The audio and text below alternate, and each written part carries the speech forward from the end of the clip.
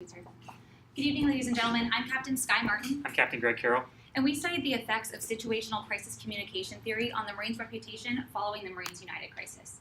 So the Marines United crisis came about after a closed Facebook group called Marines United brought to light that Marines, former Marine Corps employees, as well as former Marines, were engaged in the non-consensual sharing of explicit imagery of their female counterparts.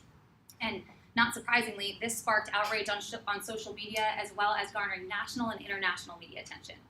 As Marine Corps public affairs officers, but more importantly as internal stakeholders of the organization, we watched as the Marines United crisis affected the Marine Corps' reputation. The Marine Corps is not the only organization to face crises of this nature. Just this past fall, while we were conducting the experiment, the grassroots movement known as Me Too brought to light egregious abuses of power throughout industry across the nation. People were using their positions of power in order to exploit and sexually harass people within their purview. Organizations whose reputations had been built upon excellent performance over generations were faced with allegations against their employees whose actions not only fiercely violated societal norms, but wholly misrepresented the values that the organizations themselves outwardly espoused. So reputation is important to any organization. The Marine Corps is no different, considering we have to recruit a substantial portion of our population each year, in addition to the Marine Corps being known as the organization America wants, it doesn't need. Therefore, as PR practitioners, we wanted to look at how best to preserve the reputation of our organization in the midst of a crisis. So what we did while at SDSU, we learned about various PR theories, and we identified situational crisis communication theory, abbreviated as scct. And scct has three main components to the theory. The first, it provides a group of different crisis response strategies you can use, ranging from the most accommodative being full apology to the most defensive being attack accuser. The second component to the theory is it helps an organization identify what type of crisis it's currently facing by how stakeholders perceive the organization responsible for that crisis.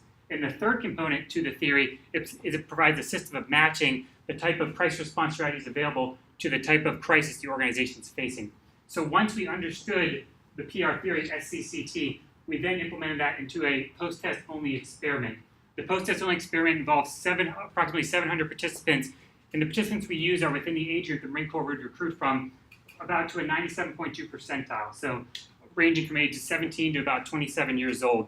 That was our sample. So what we did is we had 3 treatments and 1 control group with our experiment. Now the different treatment groups were different crisis response strategies. That was our independent variable, while our dependent variable was the Marine Corps reputation.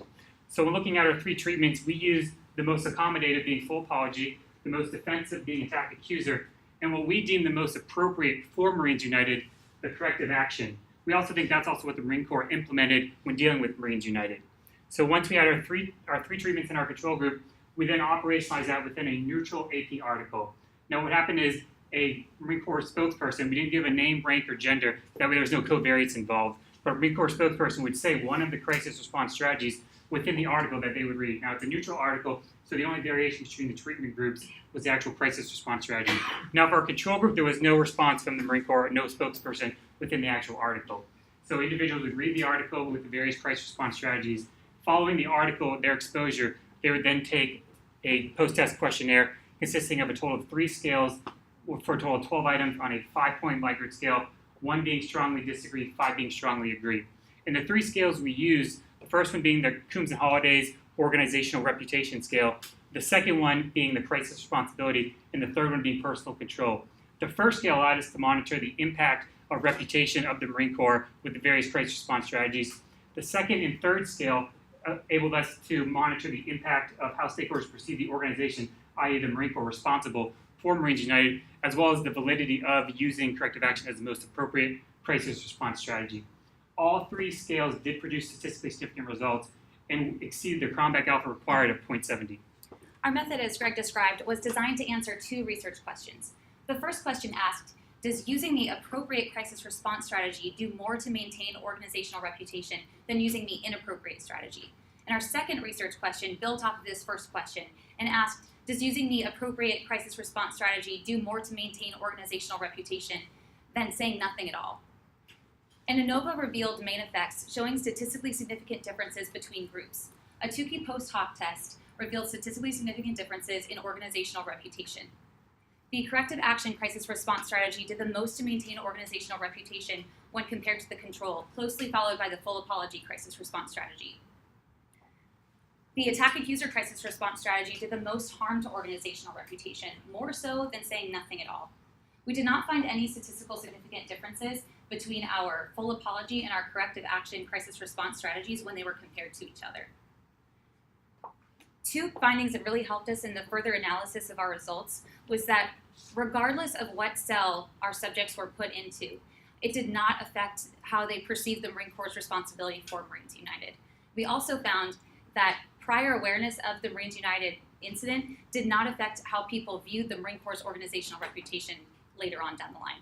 These findings were very important for us because they yielded confidence that what we were seeing, that the changes that we were seeing in organizational reputation were due to our manipulations, to the different crisis response strategies that we were using. One of our findings that we found statistically significant differences between in organizational reputation echoed Coombs and Holliday's 1996 findings. So when you pair your crisis response strategy with the perceived level of responsibility, it will do the most to mitigate reputational damage. Another one of our key findings was that, just like I mentioned before, the attack accuser strategy did the most harm to organizational reputation. Because of this, because of the Marines United incident, which shows that the actions of a few are running in such stark contrast to the values of the organization, it's a very important finding for us because we can use what we found along the spectrum to talk to our senior leaders, to explain why it is important for us as public relations practitioners to take a look at the perceived level of responsibility before responding so that we can make sure that we're matching that level of responsibility with our crisis response strategy. So in conclusion, the positive reputation of an organization is built after years and years of exceeding stakeholders' expectations of that organization. Similar to the Marine Corps in its 242 years of defense to the nation can be tarnished by a crisis such as Marines United.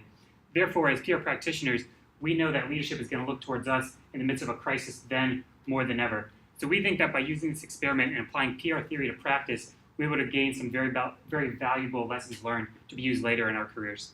And with that, we'll answer any questions you guys have. Yes.